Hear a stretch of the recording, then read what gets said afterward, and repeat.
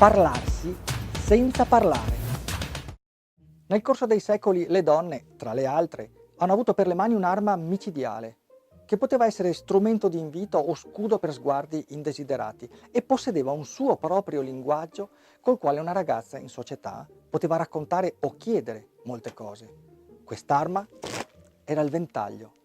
Che fosse di seta, di pergamena o di carta dipinta, sventolato lentamente poteva voler dire che non c'era molto da fare. Sono sposata. Un movimento rapido significava invece sono solo fidanzata. Tenuto sulla guancia destra poteva significare sì. Sulla sinistra era invece un sonoro benché muto no. Toccare il ventaglio chiuso sulla sommità con le dita voleva dire vorrei parlarti. Piccoli disegni sul palmo della mano? Ti odio. Piccoli disegni su una guancia? Ti amo. Lasciarlo cadere davanti all'interlocutore del momento era infine un chiaro invito a voler essere seguite più tardi. Un vero linguaggio, dunque, di incoraggiamento, di promessa, di minaccia o di perdono. E se anche...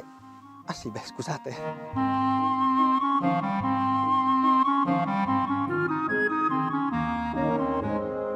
Ti è piaciuto questo video? Metti il mi piace su Venezia in un minuto e invita i tuoi amici a farlo.